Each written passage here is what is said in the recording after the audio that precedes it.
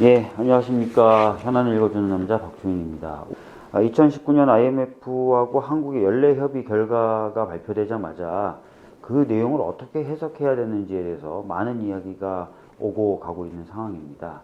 IMF에서 한국 정부에 대해서 권고한 내용 관련돼서 한번 살펴보도록 하겠습니다. 구독과 좋아요는 사랑입니다. 박주민 TV.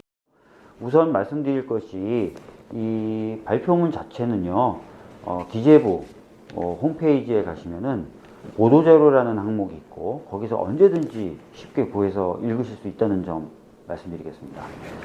특히 분량이 꽤 많지 않습니다. 그리고 번역도 되어 있습니다. 실제로 읽어보실 분량은 대략 A4 한 페이지 반 정도 되기 때문에요. 제 설명으로 만족하지 마시고 또 언론 보도에 만족하지 마시고 직접 한번 읽어보실 것을 적극적으로 권해드립니다.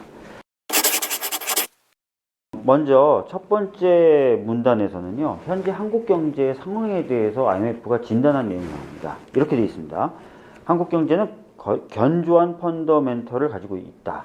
한국은 숙련된 노동력, 탄탄한 제조업 기반, 안정적인 금융 시스템, 낮은 공공부채, 그리고 풍부한 외환보유고를 보유하고 있다. 이렇게 되어 있습니다. 왜 이렇게 IMF가 판단했는지에 대해서는요, 은행의 자기 자본 비율, 그 다음에 보험사의 지급 여력 비율 같은 것을 보시면 금융기관들이 굉장히 안정적으로 유지되고 있다는 걸 보실 수가 있고요.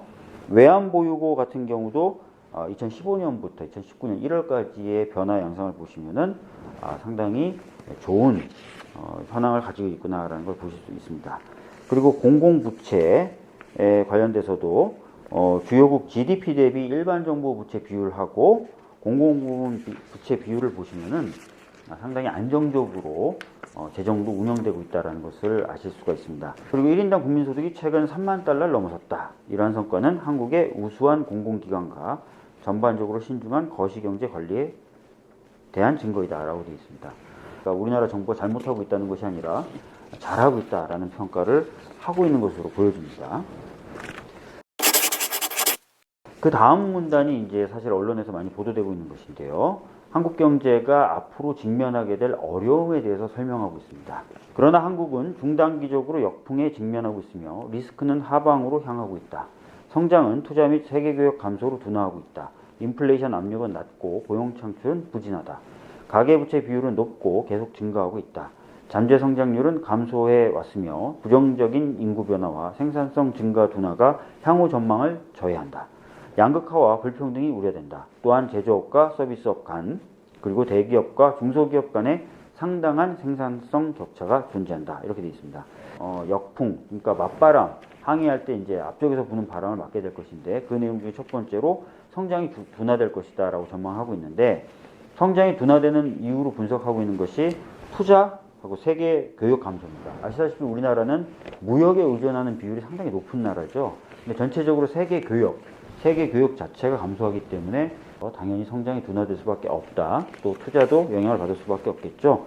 특히 투자 부분에서는 뭐 건설 투자라든지 설비 투자와 같은 부분이 이제 감소되고 있다는 전망들, 또 현안 진단이 나오고 있는데요.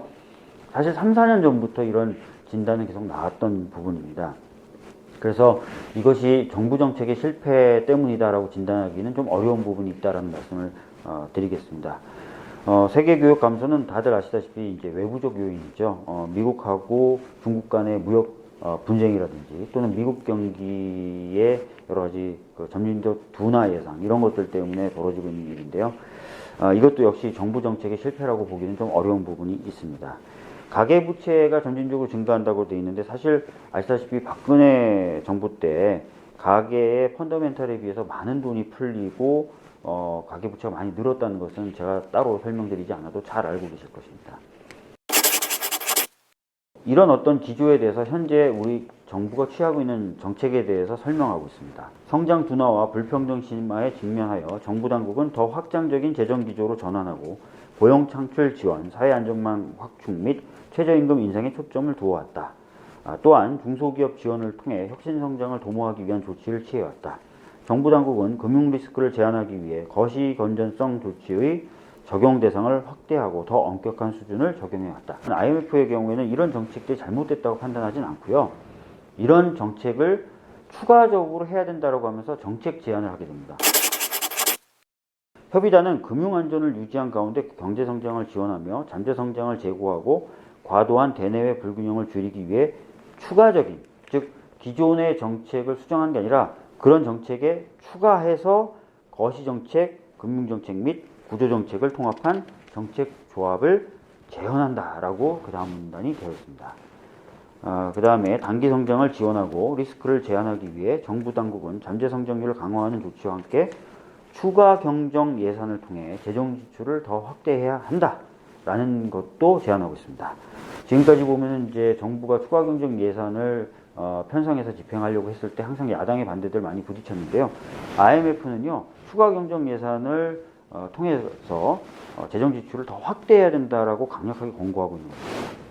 또 한국은행은 명확히 완화적인 통화정책 기조를 가져야 하고 정부 당국은 금융산업 복원력을 보존하기 위해 적절히 타이트한 거시 건전성 정책을 유지해야 된다라고 얘기하고 있습니다. 즉 완화적인 통화정책도 좀 유지해라라고 얘기를 하고 있다는 점 참고하십시오. 마지막 문단입니다. 장기 포용적 성장과 일자리 창출을 지원하기 위해 재정정책은 중기적으로 확장 기조를 유지해야 된다. 고용보호 법률의 유연성을 제고하고 사회 안전망과 적극적 노동시장 정책을 더 강화하여 유연 안전성이 노동시장 정책의 근간으로 채택되어야 한다. 직장을 잃게 되거나 직장을 얻지 못하는 사람들에게도 안전망을 제공해주고 그런 어떤 밑받침을 쫙 깔아놓은 상태에서의 유연성 이런 부분을 강조하고 있는 것이죠. 보육과 아동수당 개선을 포함하여 여성의 노동시장 참여를 확대해야 된다. 보육, 아동수당 개선. 이것도 사실은 우리 정부가 계속 추진해왔던 정책인데 이걸 더 강화하라라고 얘기하고 있습니다. 그 다음에 진입장벽을 낮추고 기존 사업자에 대한 보호를 완화하여 상품시장 규제의 경직성을 해소해야 된다. 자, 이게 굉장히 중요한 얘기인데요. 기존 사업자, 기존의 시장에서 자리 잡았던 사람들에 대한 보호는 좀 완화해라. 대신에 진입장벽을 낮춰서 새로운 사람들이 시장에 진입할 수 있도록 해라 라고 지금 얘기를 하고 있습니다. 그동안의 경제정책을 보면은 사실은 기존의 시장에서의 승자가 계속 이기도록 하는 측면이 강했는데 그거보다는 새롭게 경제주체들이 참여할 수 있도록 해라 라는 얘기를 하고 있는 것입니다.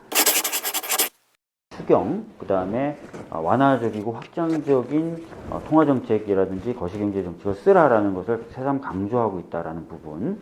그 다음에 우리나라 경제 상황에 대해서는 상당히 현재 상황은 긍정적으로 보고 있다.